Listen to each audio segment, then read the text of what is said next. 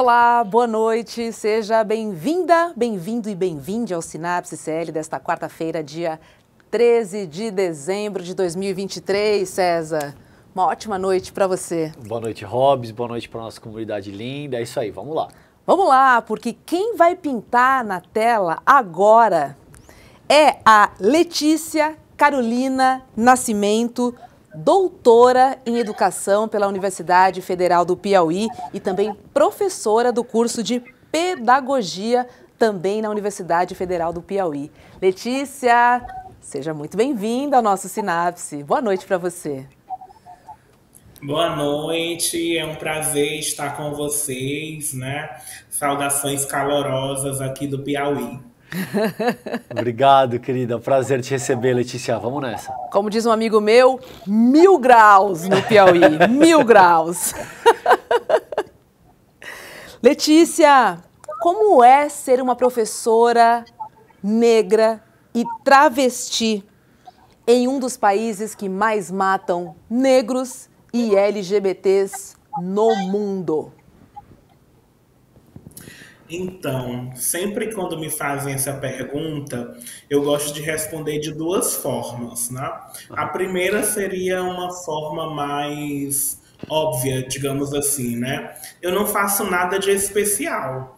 Eu faço o que qualquer professor ou professora faz. Eu preparo aula, eu ministro aula, eu leio textos, eu tenho pesquisas para fazer, eu organizo material didático, leio o trabalho dos meus alunos, das minhas alunas.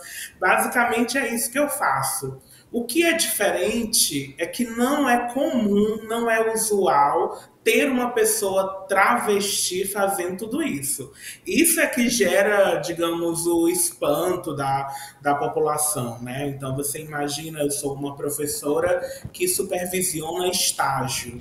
Então, eu entro nas escolas públicas para acompanhar as atividades dos meus alunos. E entrar numa escola pública como uma mulher travesti, negra, causa um impacto nos alunos, nas alunas, nas professoras. Eu percebo aquele ar de admiração, não admiração porque, nossa, uma professora, mas de espanto. Na verdade, um ar de surpresa. Talvez seria melhor o sentimento, né, que define, assim, que ele é mesmo assim, nossa, mas quem é ela? O que ela está fazendo aqui? Talvez a pergunta não é nem quem é ela? É ele? Qual é o pronome que a gente vai usar para aquela pessoa que está entrando agora aqui na escola, né? Por isso que a gente costuma dizer, inclusive, que toda corporalidade travesti, ela já desperta uma proposta educativa, porque quando a gente entra no espaço, a gente já mobiliza aquelas pessoas que estão ali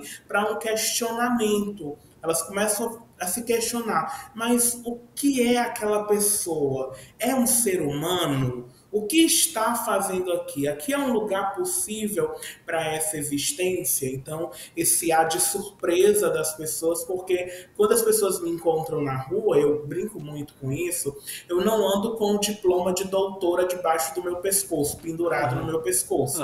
Então, quando eu estou transitando na rua, ninguém diz que eu sou professora ou que eu sou doutora. As pessoas pensam que eu, sei lá, sou artista, como já me perguntaram. Você é artista? Você faz show, né? Que é um lugar que colocam as travestilidades. Ou talvez pensem que eu seja prostituta, mas nunca uma professora. Então, esse lugar é sempre um lugar mesmo assim da surpresa para as pessoas.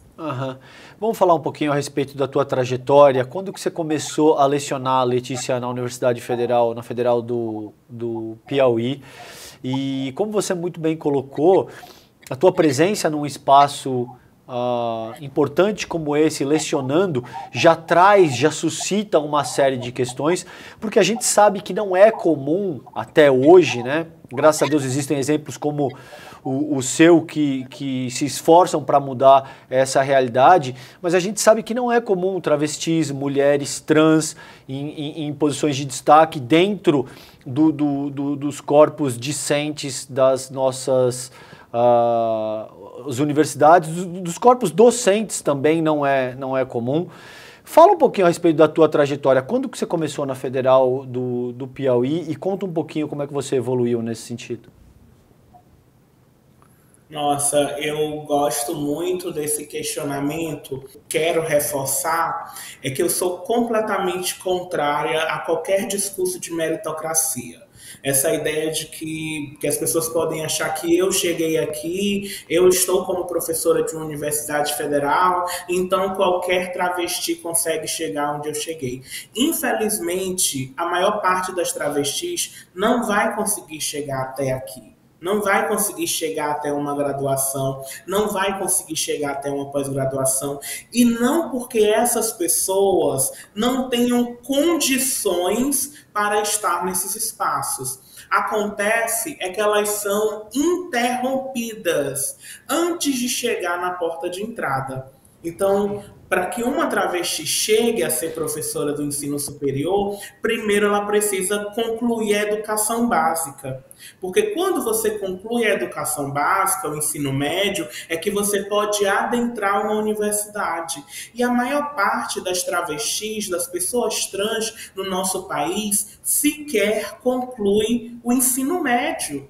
Então não dá para a gente esperar que mais pessoas trans cheguem no ensino superior, seja como alunas, alunos, seja como professoras, professores, se a gente não está conseguindo resolver esses problemas na educação básica, né? E aí vem o meu diferencial, porque a questão é essa. Se nem todas conseguem chegar até onde você chegou, por que você chegou? Aham.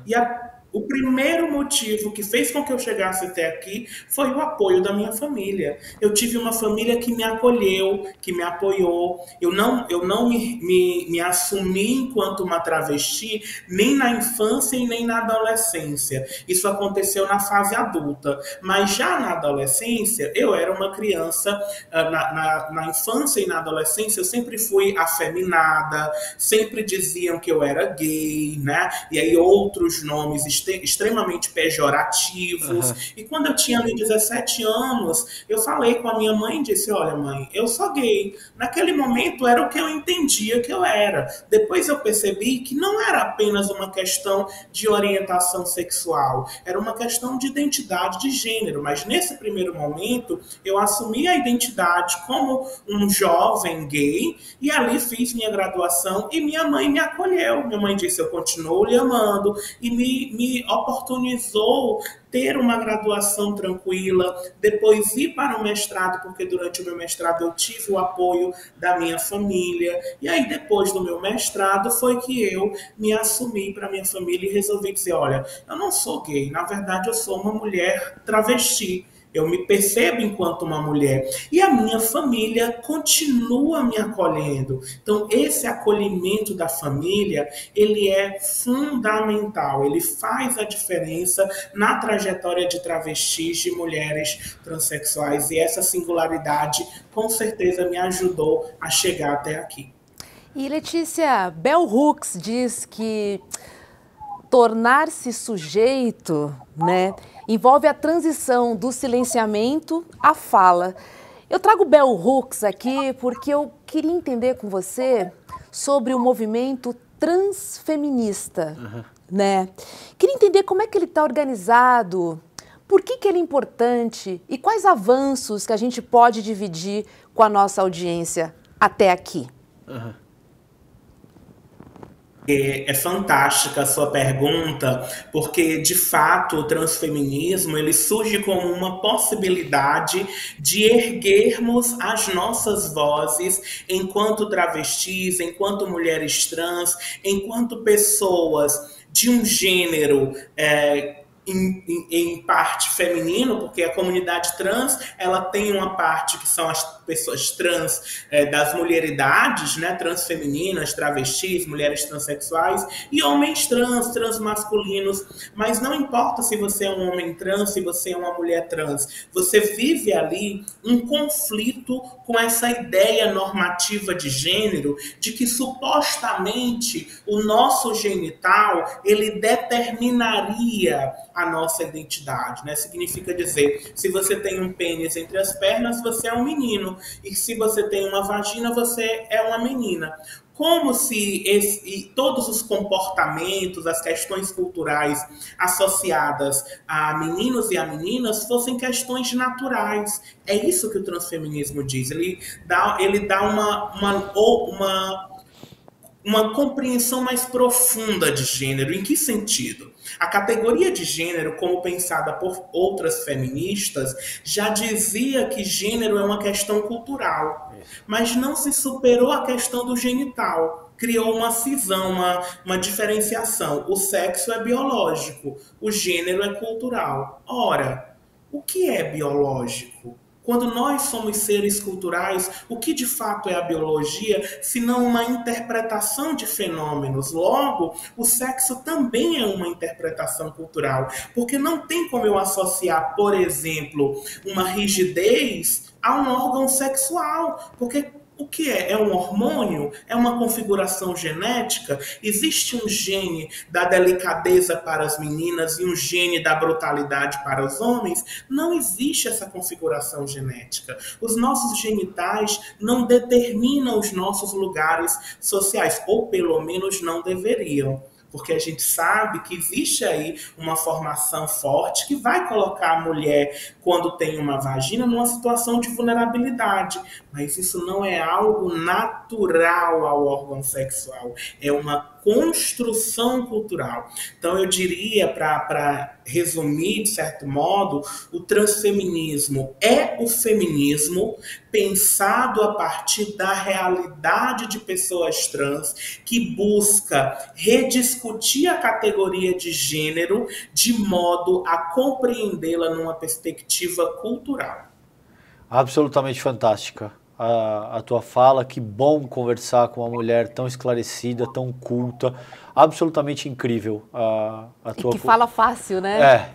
Que fala fácil pra gente entender. Ademais, a tua eloquência é típica de uma educadora, de uma professora. Absolutamente incrível a tua intervenção. E a Hobbs colocou aqui no roteiro, eu achei muito pertinente, a questão de como é que fica a luta das mulheres trans, travestis, dentro do próprio movimento feminista. Gostaria de ouvir um pouquinho disso de ti, Letícia, porque a gente sabe que o feminismo é um movimento que preconiza emancipação, mas a gente sabe que dentro do próprio feminismo também existe muita resistência, considerando mulheres travestis, mulheres trans. Fala um pouquinho a respeito disso pra gente, por favor, querido. A gente tem algumas divergências. O feminismo ele é composto por correntes, né? A gente utiliza essa expressão. Então, existe a corrente do feminismo negro, a corrente do feminismo lésbico, a corrente transfeminista, do feminismo ecológico, né? Essas diferentes correntes, elas integram o feminismo. Então, algumas correntes feministas não têm uma compreensão hegemônica sobre a presença de mulheres travestis e transexuais dentro do feminismo, né? Ainda há alguma relutância, algumas feministas que, por exemplo, ainda entendem que essa suposta materialidade corporal é que determina o lugar da mulher, uma vez que a nossa sociedade se orienta por esta materialidade para produzir violências.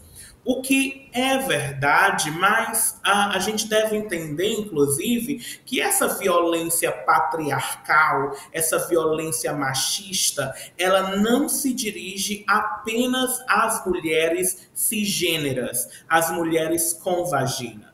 Ela também se dirige, inclusive, não só a travestis, a transexuais, mas se dirigem a homens, inclusive, a homens que não podem, homens cisgêneros e heterossexuais, que não podem ter a possibilidade de serem sensíveis, de serem criativos, a gays, a homens gays e bissexuais, né?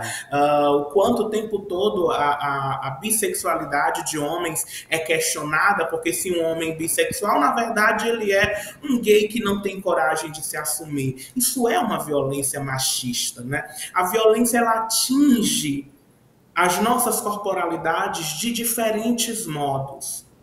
E aí a gente entende que existem sujeitas que são sujeitas do feminismo, porque homens podem sofrer com a violência de gênero, mas eles não se constituem enquanto sujeitos da luta feminista, embora a luta feminista também beneficie os homens. Mas eles não são sujeitos políticos do movimento feminista.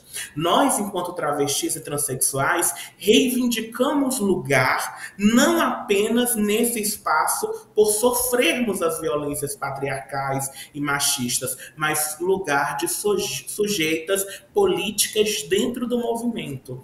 Porque existe uma conexão muito forte entre as violências que nós sofremos e as violências que as mulheres cisgêneras sofrem. Por exemplo, a erotização das nossas corporalidades. É muito perceptível quanto o lugar de uma travesti só pode ser o lugar de um sexo fácil. Isso nos aproxima, inclusive, da análise que é feita dentro do feminismo negro. Porque são mulheres negras e mulheres trans e travestis que estão colocadas nesse lugar de objeto sexual. Né? Diferentemente de mulheres brancas, porque homens podem casar com mulheres brancas, mas casar com uma mulher negra, casar com uma travesti, quantos homens são casados com travesti? E se a gente for pegando aproximações como essa, como tantas outras que a gente consegue fazer, a gente vai perceber que as experiências de travestis e transexuais se aproximam das demais violências, das demais questões conceituais que estão dentro do campo feminista, porque a nossa categoria central de análise é a identidade de gênero. Porque quando a gente fala do movimento LGBT, em especial de gays e lésbicas, é uma questão de orientação sexual. É com quem eu desejo me relacionar.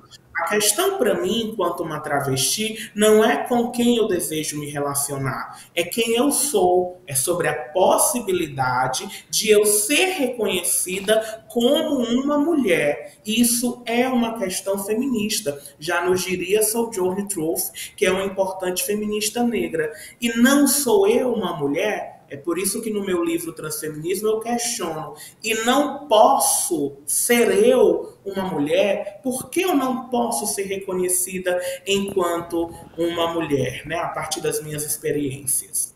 Que bacana o que você trouxe, Letícia. Eu trabalhei algum tempo na Netflix e lá existe um grupo de afinidade de pessoas pretas chamado Black Cat. No grupo existiu uma menina trans, a Lua, muito querida. E chamou muita atenção um dia, numa reunião nossa, que ela falou: eu não me sinto acolhida pelo movimento preto enquanto trans. Ela me levou a várias reflexões, Letícia. Eu queria dividir com você essa reflexão e entender com você se existe realmente, se você também sente essa falta de acolhimento enquanto uma mulher preta, enquanto movimento político, enquanto movimento social. Aí eu vou ter que segmentar, porque se eu falo de feminismo negro, eu me sinto acolhida. Se eu falo de movimento negro, eu não sinto o mesmo acolhimento. E aí qual é a diferença? O movimento negro também está recheado de homens. E homens negros nem sempre possuem sensibilidade para as questões feministas. Tem sido, inclusive, um desafio para nós, mulheres negras, que entendemos que os homens negros não são vilões, porque sofrem com racismo estrutural, mas, ao mesmo tempo em que sofrem com racismo estrutural, acabam se tornando seres violentos numa perspectiva do machismo. Então nós, mulheres negras, estamos o tempo todo nesse lugar educativo de que ao mesmo tempo a gente, calma, eu entendo a tua dor enquanto homem negro que sofre violência racial nesse país, mas eu não posso, a partir deste lugar de compreender a tua violência, permitir em ser violentada com o teu machismo. Agora, feministas negras, espaços de feminismo negro, em geral eu me sinto muito acolhida. Aqui eu vou lembrar, por exemplo, as falas da Angela Davis, quando veio ao Brasil, e mesmo em falas feitas nos Estados Unidos, em que ela é extremamente receptiva às questões de mulheres trans, de travestis. E aqui lembro também que no Brasil, por exemplo, eu sou autora da coleção Feminismos Plurais, que é coordenada pela Djamila Ribeiro, ou seja, uma coleção coordenada por uma mulher preta que publica autores pretos, homens e mulheres. Tem um livro nesta coleção que se chama Transfeminismo, escrito por uma mulher travesti negra, preta. Então, isso é um processo de reconhecimento, de celebração. E eu tenho inúmeras companheiras que são mulheres negras, que eu tenho segurança de andar lado a lado. Mas, de fato, o movimento negro, de modo geral, ainda precisa aprender muito com mulheres negras, com travestis negras, e nós temos que fazer esse debate com muita responsabilidade, porque nós não podemos nos esquecer jamais que os homens negros sofrem inúmeras violências. Então a nossa denúncia não é para colocar eles no lugar de isso reforça um estereótipo racista de que homens negros são violentos. Isso é racismo. Então nós precisamos entender as condições estruturais que colocaram o homem negro como um ser que infelizmente reproduz o machismo na nossa sociedade. E aí nós temos uma prática, historicamente, mulheres negras têm tecido uma prática educativa em relação a homens negros. Por mais que a gente entenda, enquanto feministas, que não é nossa responsabilidade educar todo mundo, em especial os homens, o tempo todo. Mas a gente também tem que fazer a nossa parte, porque se a gente agora disser que não vai mais educar os homens, a gente nunca vai avançar enquanto feminismo, né? Então a gente tem que fazer o nosso papel também enquanto educadoras feministas, como a Bell Hooks também nos ensina, né? Nosso papel fundamental, educar de maneira feminista. Perfeito. E aí eu quero tocar num tema que você já tangenciou anteriormente, mas eu acho que vale a pena explorar com profundidade, porque eu sinto que de alguma maneira esse é o cerne desse debate. Por que é importante quando você salienta que o desenvolvimento humano ele é histórico e cultural? O termo que você usou foi cultural. Porque quando a gente diz, criam-se estigmas para justificar um determinado processo de segregação. Quando você diz, por exemplo, homens negros, são violentos, ou mulheres são isso, ou travestis são aquilo. Isso ignora o aspecto central do desenvolvimento humano, que nenhum ser humano é absolutamente nada a priori da interação com a cultura, com o contexto histórico no qual essa pessoa se desenvolve. Então, por exemplo, a gente tem aí as pessoas dizendo bandido bom é bandido morto, né? Que é um mote muito recorrente agora, principalmente no bolsonarismo. Esse tipo de coisa parte de uma visão absolutamente biologista, que pressupõe que alguns seres humanos já nascem, por exemplo, com esse gene que vai se desenvolver para se tornar ladrão. E aí eu gostaria que você falasse um pouquinho mais. Você já tangenciou disso quando se diz a respeito, por exemplo, da genitália, quando você diz a respeito da diferença entre a construção cultural e o que é biologicamente determinado. Eu gostaria que você se aprofundasse um pouquinho mais nisso, Letícia. Como é que você sente essa questão? O que é socialmente, historicamente, culturalmente construído e qual é a parcela biológica daquilo que nos constitui na tua perspectiva? Nossa, é uma pergunta bem instigante que a gente acaba mobilizando algumas questões da antropologia, da sociologia para tentar responder. Questões, inclusive, que tangenciam o início, a gênese do racismo, né?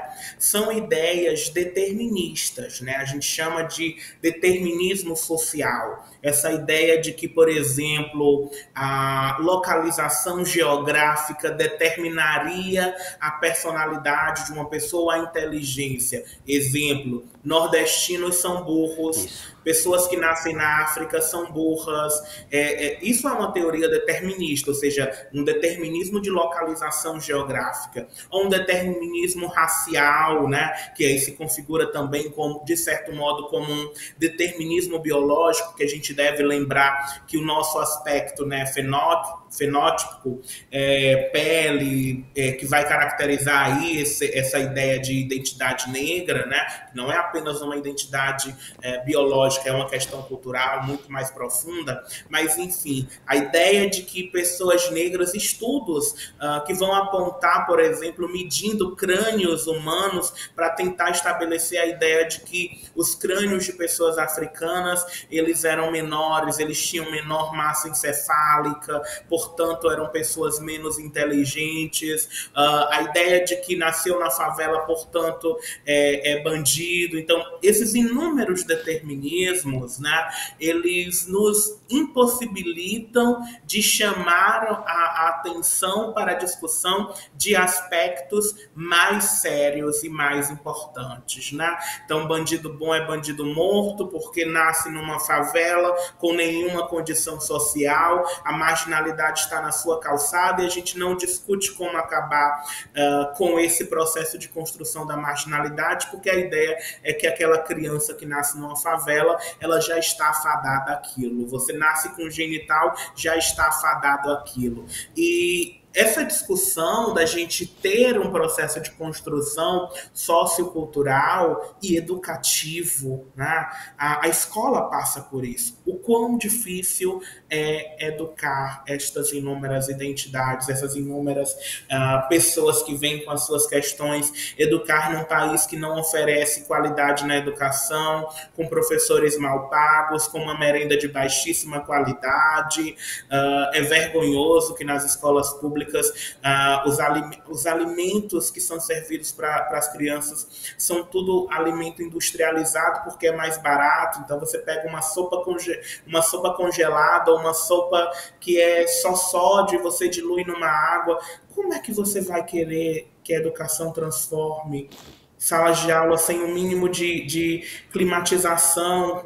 No Nordeste, quanto calor essas crianças passam numa sala de aula, e ali você vai depois cair num discurso meritocrático, né? Retoma essa questão para dizer, não conseguiu passar no vestibular porque não estudou. E agora o governo quer dar cota, tadinho, não estudou, agora tem que dar cota para ele, né? Então, esses determinismos, eles são extremamente limitantes. Eles constroem uma visão parcial da realidade. A gente deixa de tecer uma análise mais complexa sobre os fatos sociais por conta disso que nós podemos chamar, inclusive, de pré-conceitos, porque são conceitos tidos de antemão acerca de determinadas pessoas e que vão ali orientar a vida daquelas pessoas, né? Ser travesti diz de mim antes que eu abra a boca. Como pode as pessoas acharem que eu sou nada contra ser artista? Poderia ser.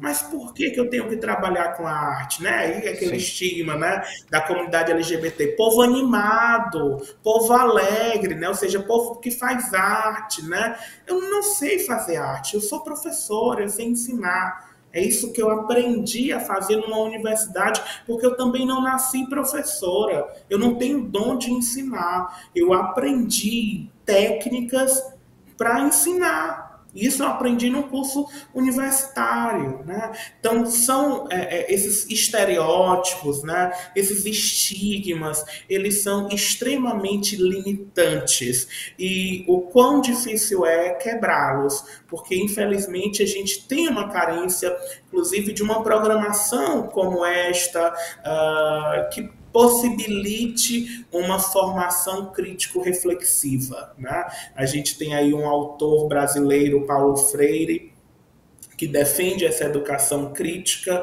uma formação política, e é um autor que é menosprezado constantemente por setores políticos no Brasil, né? Um autor que é consagrado em outros países que defende essa concepção crítica de educação que nós precisamos ter. A educação é uma formação política e eu acredito que a educação ela tem como uma contribuição fundamental, desde que a gente tenha estrutura para romper com esses inúmeros determinismos que dizem de nós sem que a gente precise dizer qualquer coisa.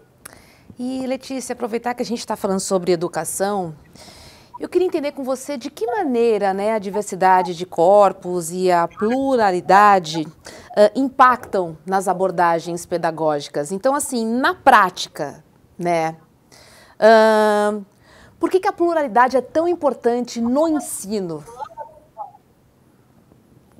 Olha, eu vou dar um exemplo prático. Uma vez eu estava supervisionando meus alunos num programa de universidade, né? Não eram aulas regulares, era um programa de licenciatura, né? No período de férias para alunos da zona rural, né? E aí eu era supervisora desses alunos e tinha que visitá-los na escola, né? Onde eles desenvolviam as atividades. E aí eu cheguei numa escola aqui no interior do Piauí, cheguei com os cabelos cacheados, soltos, né? E assim que eu entrei numa sala de aula, um determinado aluno que estava no final da sala se levantou e gritou: "Olha, ela tem o cabelo igual ao meu." Aquela criança se reconheceu Sim. no meu cabelo. Sim. E aquilo instantaneamente me deu assim um flash. Eu pensei, quantas vezes essa criança já foi ridicularizada pelo cabelo dela? E quão importante é para ela agora receber uma professora, portanto uma figura de autoridade, que tem o cabelo igual ao dela. Então ela se sentiu representada com aquela pessoa que também tinha um cabelo cacheado.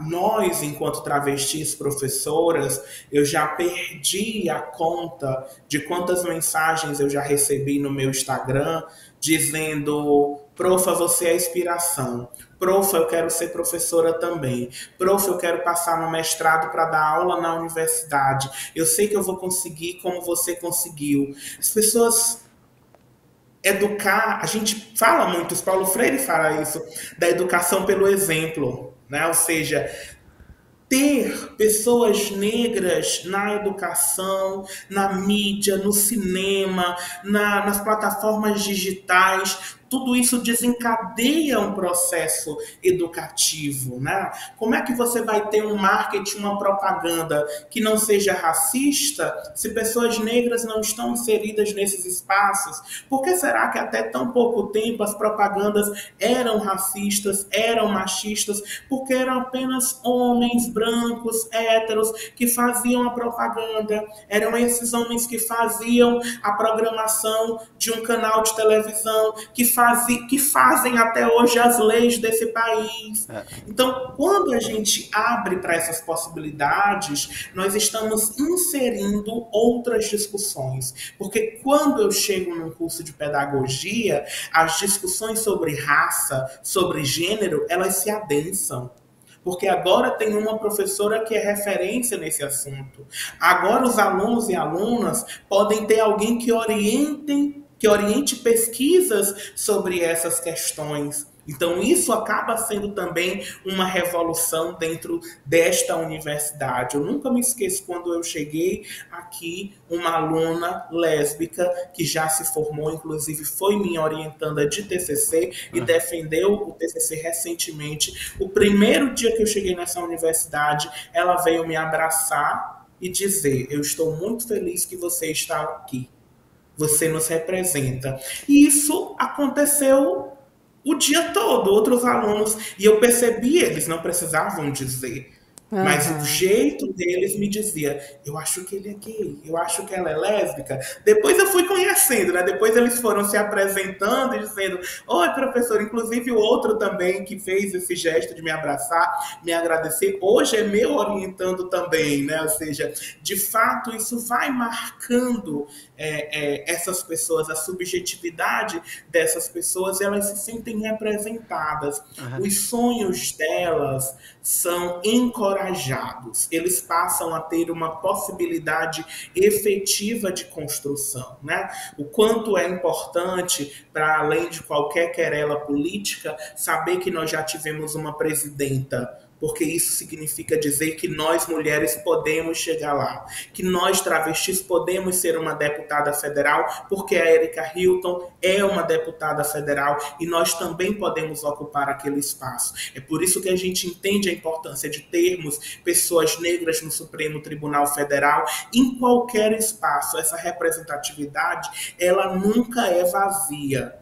Apesar da gente, infelizmente, ter alguns colegas negros da comunidade LGBT que não têm um senso crítico que é fundamental para ocupar esses lugares de representação. Né? É importante que essas pessoas elas tenham um diálogo com o movimento negro, com o movimento LGBT, com o movimento feminista, mas nós precisamos ampliar essa representatividade, porque isso passa uma mensagem extremamente encorajadora para as futuras gerações, além de produzir mudanças nessas instituições que passam a se comportar de um outro modo. Só para concluir esse tópico com mais esse exemplo, inúmeras instituições, antes de pessoas trans chegarem, tinham legislações de nome social, mas só foi efetivado quando a primeira pessoa trans chegou dentro dessa universidade. O que acontecia? As universidades tinham a legislação de respeito de nome social e não sabiam o que fazer quando a pessoa trans chegava lá para pedir, porque nunca tinha sido feito. Então, quando aquela primeira pessoa trans chega lá e diz, eu quero usar esse dispositivo legal para ter meu nome social, as pessoas, fazer o quê? Nome social? Mas você é o quê? Como é que faz isso? E tinha legislação. Então, é a nossa presença que efetiva as mudanças. Por isso que não basta ter a legislação. É preciso que as nossas corporalidades estejam nesses espaços. Perfeito. Letícia, posso falar? Eu estou Obrigada. apaixonada por você. Obrigada por estar aqui conosco, viu? Muito obrigada. É muito importante a gente te ouvir, mas muito importante mesmo, César. É sim. Letícia, você já pensou em entrar para a política institucional? Isso está nos teus planos? Você já considerou isso de uma forma mais efetiva? Olha, eu já pensei, já fui convidada, Sei. mas por enquanto eu tenho uma vida ainda de escritora, né, de palestrante, e eu acho que não é tão conciliável nesse primeiro momento. Eu lancei o livro Transfeminismo em 2021, agora no próximo ano eu vou lançar o meu primeiro livro infantil, né, que é sobre uma menina trans negra. Então, próximo ano eu vou estar trabalhando bastante na divulgação deste livro. Vai né, dar o que falar, com certeza. É ficção, Letícia? Ficção. Olha, ele é uma pequenina história autobiográfica, né? Ok. Que é um recorte da minha infância, né? Eu vou dar assim, um spoiler, mas quando eu era criança, e muitas crianças divergentes, né, em termos de identidade de gênero, de orientação sexual, brincam com a feminilidade, né? E quando eu era criança, eu brincava de fazer vestidos de lençol. Então o livro fala sobre essa brincadeira. Leca, que é o nome da criança, né?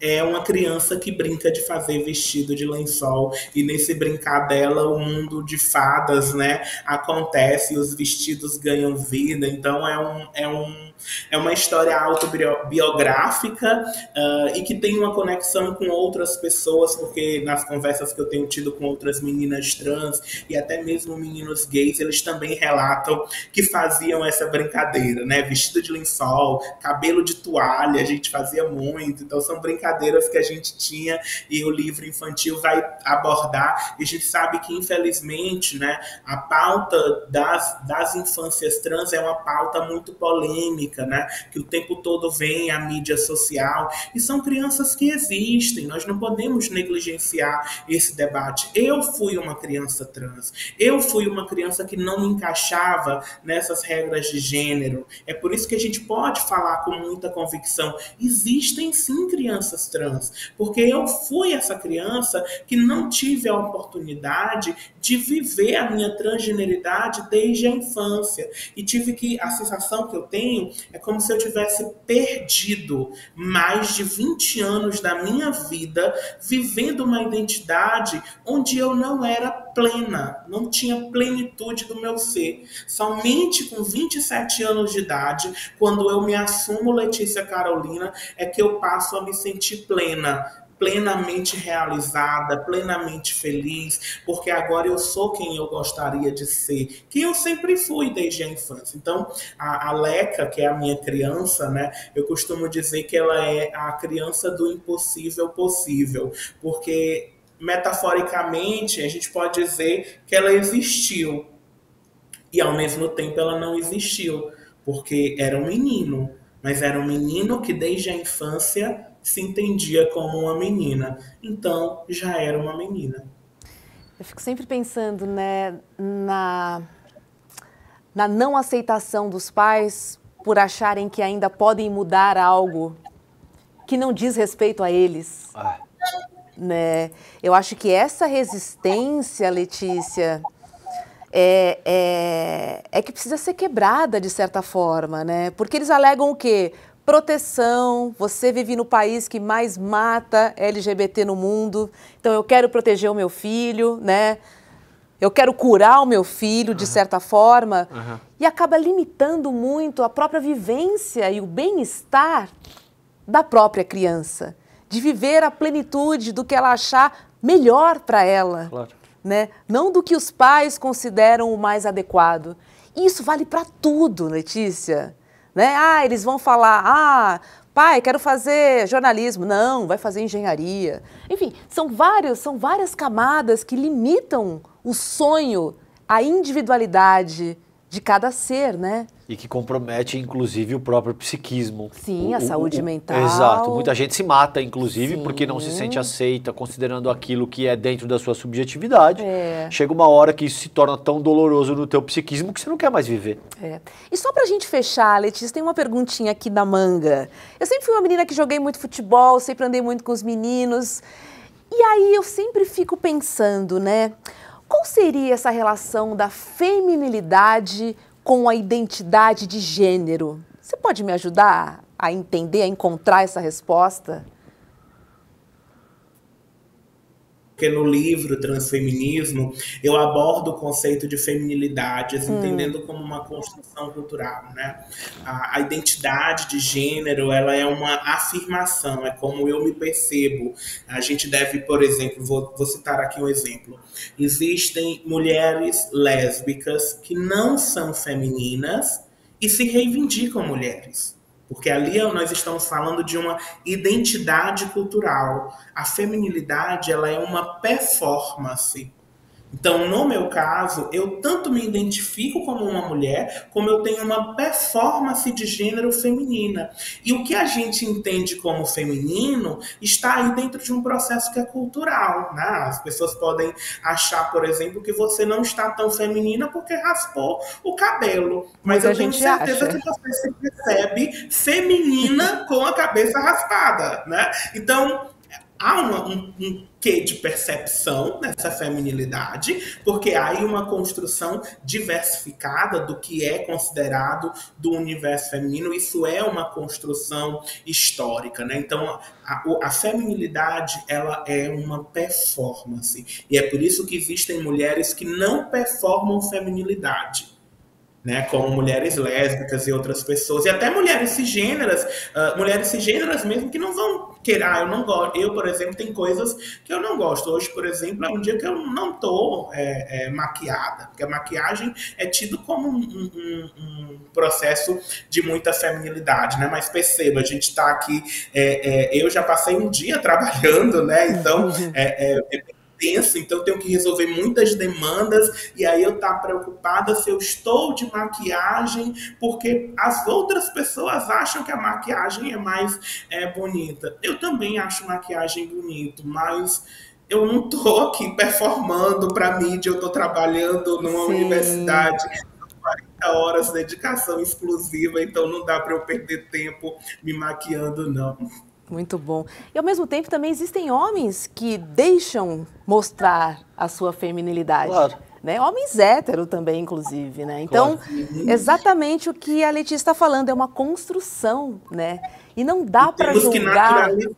E aí eu não posso julgar pela ausência ou excesso de masculinidade ou feminilidade para eu entender aquela pessoa. Não é sobre isso. A gente critica tanto o machismo que quando vê um homem um pouco mais delicado, educado, quer questionar a orientação sexual dele. Exatamente. Eu sempre tenho falado isso. Nós devemos naturalizar a existência de homens heterossexuais educados, delicados, até porque eles podem ser bissexuais também. A gente não pode ficar questionando a orientação sexual das pessoas. Então, hoje em dia, eu prefiro me relacionar com homens delicados a homens machistas. Se ele é bi, se ele é hétero, isso para mim não importa. Eu só não quero que ele seja um homem machista, um homem turrão, um homem violento. Eu prefiro muito mais que ele seja um homem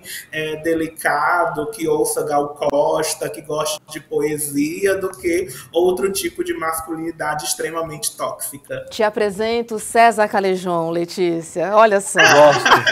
Gosto de Gal. Bom, quem não gosta de Gal, bom sujeito não é, já. Começa daí. Gosto de poesia, mas eu também acho que no meu caso, para encerrar, eu não tive a presença da figura paterna com a masculinidade tóxica que era tão comum na geração passada. Eu fui criado por duas mulheres, então de muitas maneiras eu acho que isso também me abriu uma possibilidade de poder me expressar dessa maneira, poder não achar que gostar de algumas coisas, por exemplo, significa que isso compromete a tua masculinidade ou nada desse sentido. Mas brilhante a tua análise, Letícia. Obrigado por isso, obrigado por compartilhar toda a tua experiência, toda a tua sapiência com a gente. Foi demais a conversa hoje. Muito bom, Letícia. De novo, estou em love. Venha para São Paulo visitar a gente quando puder. É sim. Um beijo para você, querida. Boas aulas. E muito calor aí no Piauí. Beijo grande, Letícia. Beijo. Obrigado, querida. Que bacana conhecer a Letícia. Espero que vocês também tenham curtido. E eu vou lembrar aqui que a próxima aula já tem dia e hora para acontecer. Vai ser no domingão, dia 17 de dezembro, às 8 horas da noite. Essa aula aqui, ó. A Indignação como Filosofia de Vida, com Edu Moreira e Eduardo Marinho. Quem é Eduardo Marinho mesmo, César? É o filósofo das ruas, um baita craque, um cara que repensa muito o nosso modelo de sociabilidade, que questiona muito, extremamente questionador, inteligente. Vocês vão adorar essa aula. O Eduardo Marinho é um craque e o nosso Edu Moreira dispensa apresentações. É ao vivo e online, dia 17 de dezembro, domingão, às 8 horas da noite. Lembrando a programação do ICL, que começa às 7 horas da manhã com o Leandro Demore e seu Desperta. E logo depois tem ICL Notícias, primeiríssima edição, das 8 às 10h30 da noite. E aí, à noite, já no final do dia, depois daquele dia de trabalho pesado, vem relaxar aqui com a gente no Sinapse, sempre às 7h30, trazendo convidados e temas especiais e variados. Beijo para todo mundo, até amanhã. Fiquem bem. Descansem. Tchau, tchau. Boa noite. E aí, galera, tem super novidade na área. Tá vendo aqui atrás? O site do ICL Notícias está on! É isso aí, o maior jornal da internet no Brasil agora tem a sua versão portal também, com a mesma luta e a mesma independência, levando até vocês todos os dias as melhores notícias. Acesse de onde você estiver, www.iclnoticias.com.br. A gente chegou para fazer jornalismo de verdade, sem rabo preso com ninguém. Nosso compromisso com a verdade e com a mudança. Eu quero dar para vocês da nossa comunidade uma missão, um pedido de ajuda. Pega esse link e envia para todos os seus contatos do Telegram, do WhatsApp. A gente precisa fazer essa novidade chegar para todo mundo. Onde tiver notícia, o portal ICL Notícias vai estar lá, com independência e seriedade. Clica lá e mande para os seus amigos. Vambora! A revolução está só começando.